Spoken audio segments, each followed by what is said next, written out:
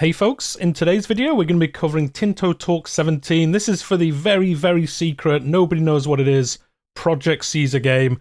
And Johan is back this week talking about the population system in EU5, Project Caesar, and we're going to get straight into it. A little bit longer this week, a little bit more information, some screenshots here that look very similar to some other games that Johan worked on, and he did mention that in his comments here. But we're going to get into it, and as a recap here, they have got 6 different social classes in this game. They've got nobles, clergy, burghers. They're viewed as upper class, whilst peasants, tribesmen, and slaves are the other 3 types, and they're obviously not the upper class ones. Every location has a population, and each combination of social class, culture, and religion creates a unique pop in the game. This pop may contain 1 person or 250 million, but it is still referred to as a pop. And as you can see here, this is that screenshot I was talking about. This is just a UI that he's kind of reskinned a little bit based on a game he worked on 10 or 20 years ago. I believe it is Victoria 2 that he's talking about. And as you can see from here, it gives us a lot of information. There's the breakdown of the cultures, the religion the populations have here, and then also the different classes as well on the right-hand side. Some nice kind of pie charts at the top. Everyone does love a pie chart in Paradox games. And as you can see here, a lot of information. You can see what he was talking about earlier. There are the different combinations. So there's clerics that are Catholic in Sweden, and they are in Stockholm.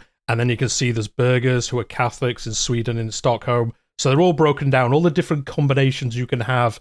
They get a line each, and then the number on the left-hand side, I would presume, is how many of those types are in that location as well. So you pretty much get a full breakdown of everyone that is living inside your realm, and I guess other realms if you can see it as well. I'm not 100% sure yet, obviously, if that is going to be the case, but it is a lot of information. I kind of hope he does keep this. At the moment, he does say he just copied it from that old game, and the UI is placeholdery, as he says, but he does like the browsing capability of how it actually works functionally. And I would agree with that. It needs a bit of polish, but I actually like how it looks, to be honest. It does give you all the information you're looking for in a quite nice way of doing so as well. Next is going to talk about population capacity. Each location has a population capacity which depends on a few factors. The core is vegetation, topography, and climate, while the amount of buildings and development increases it as well. They did talk about this, I think, in the 2nd or 3rd dev diary, about how the locations worked and the different combinations of locations and things like that. If your population is higher than its current capacity, then there will be a very large impact on the migration attraction and population growth. I imagine there's going to be no migration into that area, and population growth is going to be 0 or even negative, because I would imagine there's going to be some mechanics around starving population and all of that. If you're over the capacity of a location, there must be some pretty hefty negatives to do that, as Johan is kind of hinting to there. While there are no restrictions on how many peasants, slaves, or tribesmen come in a certain location, the amount of upper class pops can be limited, and this depends on what infrastructure there exists for this type of population. Of course, if their estates have money, they tend to want to construct buildings, which then increases how many of them they have, and this increases their power in the country. Again, this was covered, I think, in the buildings dev diary, where Johan was talking about, you can leave these different estates with more money, but then they'll build more buildings, and those buildings mean they can have more people, and then they'll have more money, and then they'll build more buildings, and then they'll have more people, and that kind of cycle keeps going if you don't keep them under control. And then he does go on to say about why you would want upper class pops. We've seen this covered before, but you need burghers to make more money. You need the clergy for national religion, and they do help with stability. And then the nobles, they help with diplomacy, warfare, and kind of a mix of all these also help with your research and things like that. So you could play a game, I guess, where you try and minimize how many of these you have, but you're probably going to have a very bad time if you do that. So Johan really just clarifying that once again. It was covered in previous dev diaries, though, a little bit of how that is going to work. And you can see here in this screenshot, this is the maximum burghers in Kalmar. It is always Kalmar, pretty much. And you can see the population capacity is plus 200 for a town,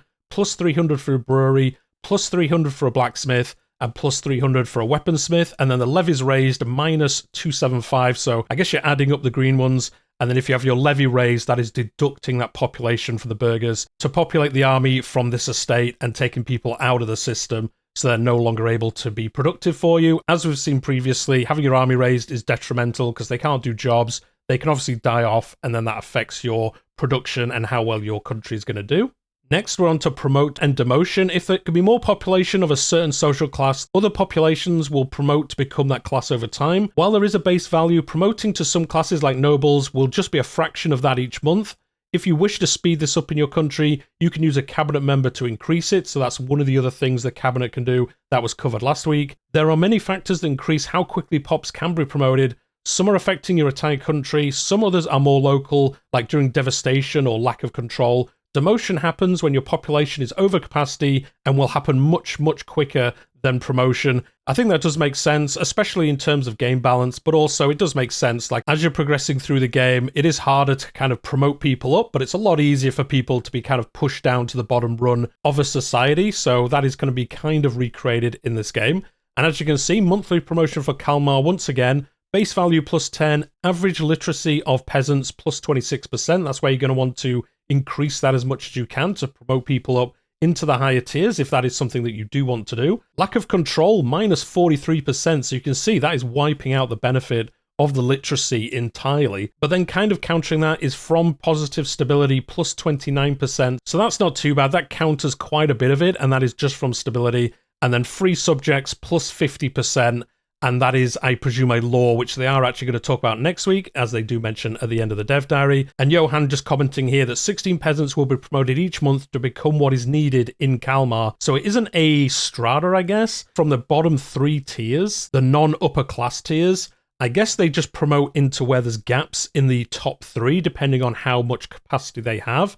I wonder if nobles is full, burghers are missing like 100 population, they would promote into that and not like a straight amount into all 3. It looks like they fill up whichever one has space in a way, and then I guess once they're all full, you get like over capacity on those. Or maybe population growth, only peasants and tribesmen grow organically on their own, but all types of population can die off from negative growth. Overpopulation, lack of food, war exhaustion, and devastation have a significant negative effect on population growth, while having access to free land and lots of food will increase the growth, which again makes sense. If you've got space, you've got extra food, there's going to be a reason for your population to grow. Not to forget, however, that population can die directly from diseases and warfare as well. Disease is going to be a big one, especially early game, as we are getting the Black Death in this version of Europa Universalis, so you are going to see massive changes very early on, and then how the world kind of recovers from that.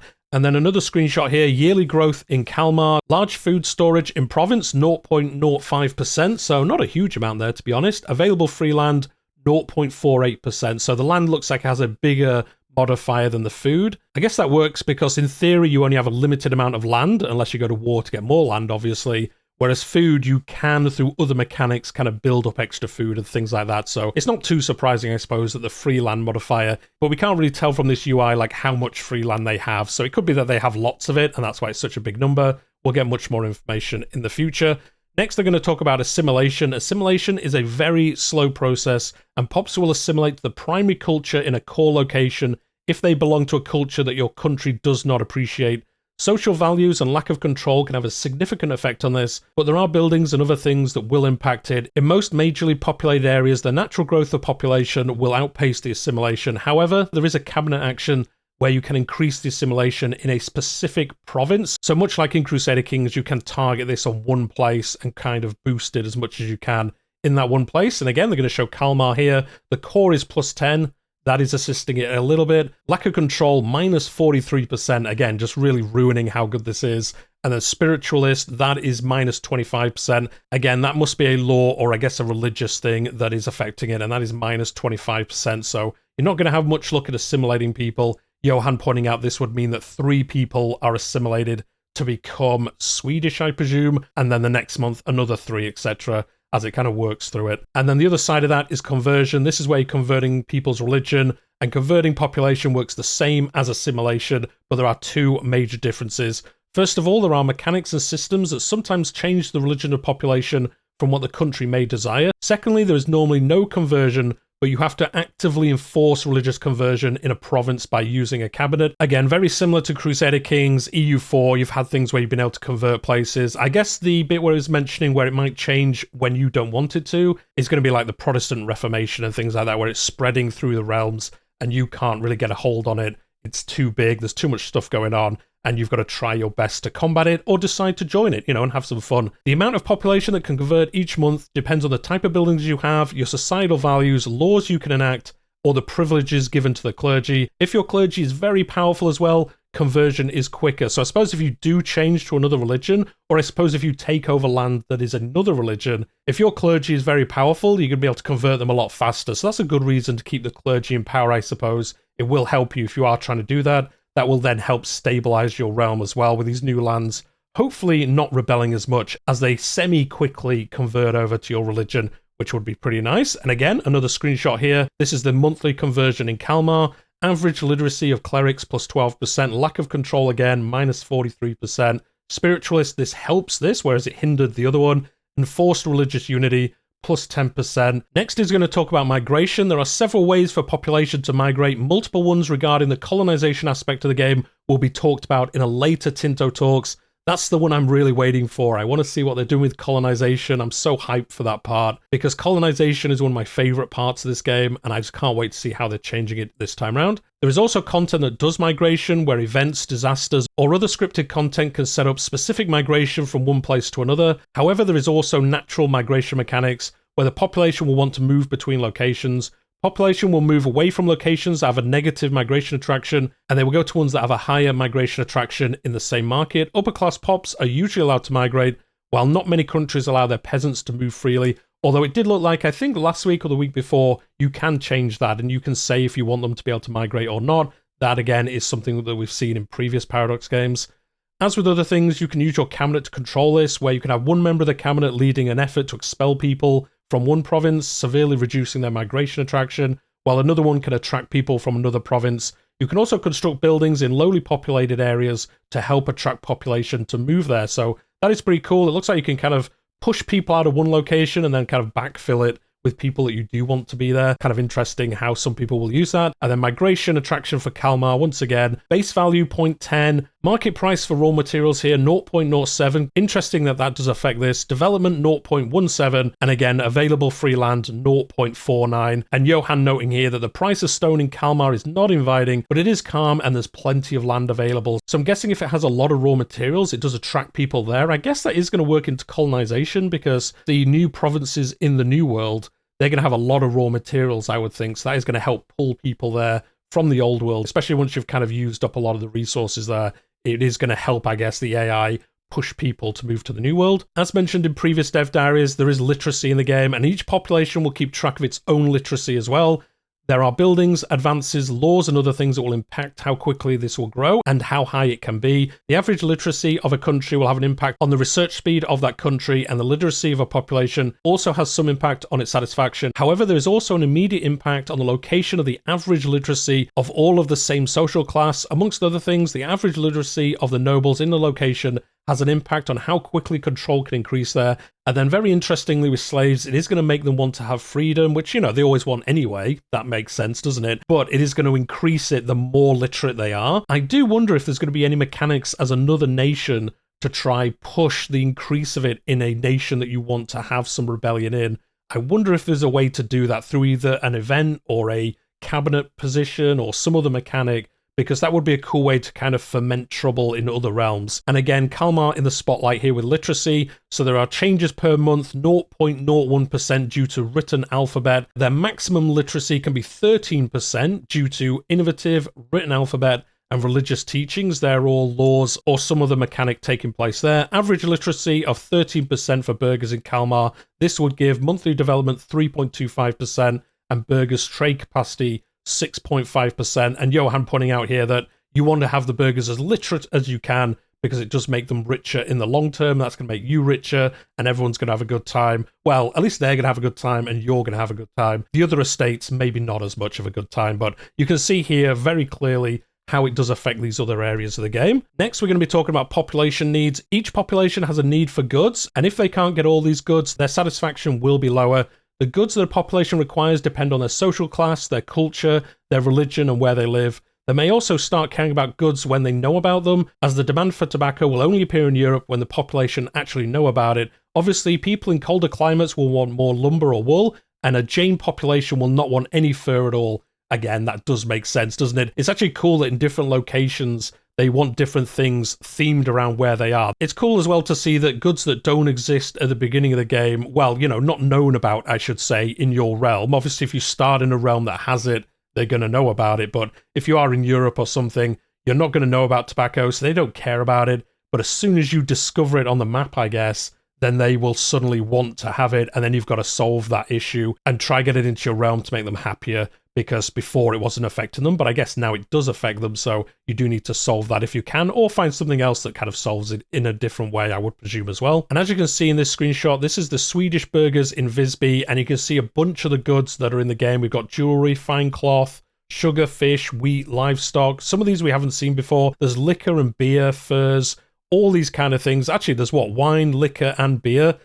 There's a lot of drunk people in Sweden, obviously. And we did see earlier that having a brewery did mean you could have more population. So I guess, you know, they're having a good time, they're having some drinks, and then they're getting down to the hard work of realm building and all those good things. But cool to see a bunch of these. And as you can see, they do have access, I think, to 91.66% of goods. I guess that means of all goods available, or I guess it might mean of what they want. That's what they've got. I guess that makes a bit more sense. So I guess they want all of these and they're getting this amount on the right hand side, and whether that's good or bad, we'll find out much more in the future. And then obviously coupled with that, as they mentioned, is satisfaction, and the population needs impact their satisfaction in two ways. If they can't get a good they want, it's a penalty to their satisfaction. However, the price of goods will also affect it, as if the price is high, then satisfaction drops. But if they can get the good they require cheaper than in the market they live in, their satisfaction will increase, but their literacy impacts on how much they understand the price impact though. Okay, so there's not just the mechanic of, you know, cheap good, expensive bad.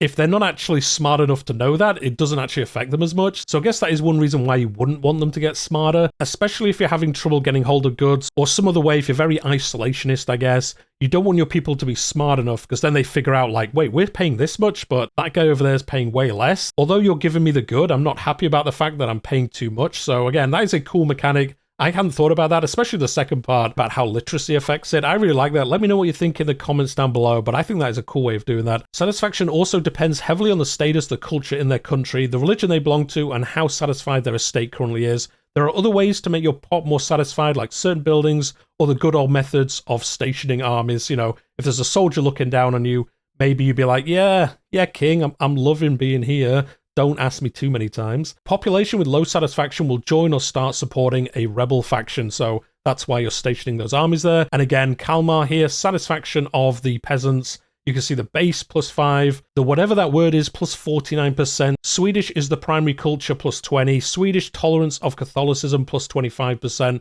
Prices for the needs of the population in the Lübeck market +7%. Lacking beer, -3.3%. We were just saying if they had beer, they'd be happy. In this example, they ain't got beer. They're not very happy. Friendly armies in province, no effect, so I guess they've got non-station there.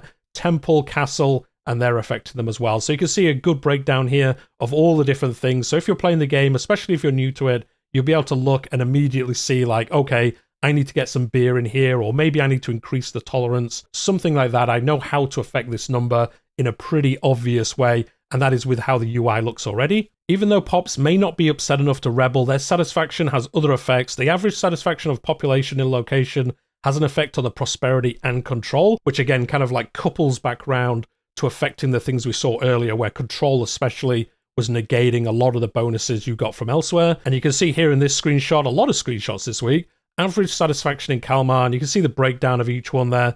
And this has the following effects: monthly prosperity -0.6, max control -2.5%, and then institution growth +7.5%. So I guess at a certain rate, it does affect institution growth. I guess that's if they're over a certain satisfaction. It can't be if they're below it, although it could be in theory, I suppose. But I would imagine the happier people are, the more they're kind of welcoming institution changes or something like that. Again, let me know what you think in the comments down below, but I'm guessing that changes above a certain level, not below it. But with the other two being red, it could go either way, I suppose. But with that, that is the end of the dev diary this week. A pretty good look at population. We got some interesting information there about all the different kind of main mechanics we see in a lot of Paradox games with how population move around, how to keep them happy, the effect of that on other systems, and some interesting nuggets there about like the literacy affecting multiple things, especially with how population is around different prices for goods and things like that. And then Johan, as I said earlier, mentioning that next week they're going to talk about laws, so we're going to get a big breakdown of how laws affect your realm and the different ways it can shape how you campaign through the game. So that's going to be an interesting one. To be honest, I think all of these dev diaries have been interesting. They're not a massive look at certain systems, as I've said a lot with these videos. Once the game is officially announced and we get like proper dev diaries in a way, I think we will get a lot more concrete information on how these work. But these are really good for just seeing roughly how things work. And as we've seen with previous dev diaries, they do take a lot of feedback on, they do make changes. There's been changes made, I think, in almost every dev diary due to the feedback they've received. So it's really cool cool to see the team, as always, coming to us early,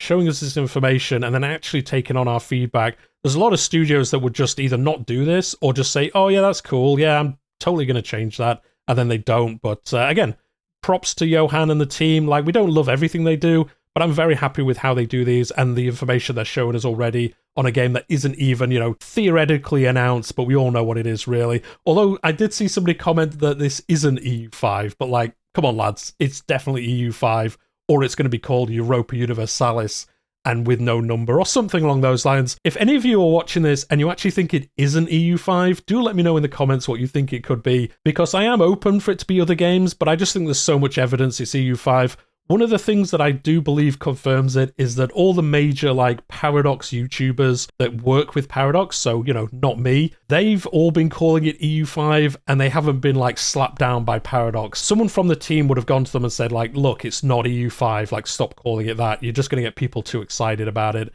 They would be told not to call it that. They just call it, like, Mystery Paradox Game or something.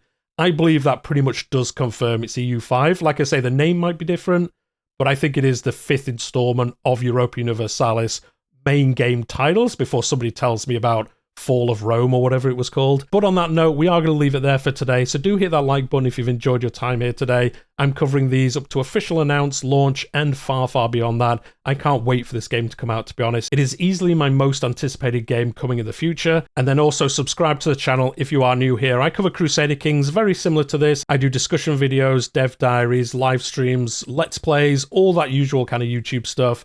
And then I do play other historical strategy games as well. But I'll leave you there for today, and I'll see you in the next one.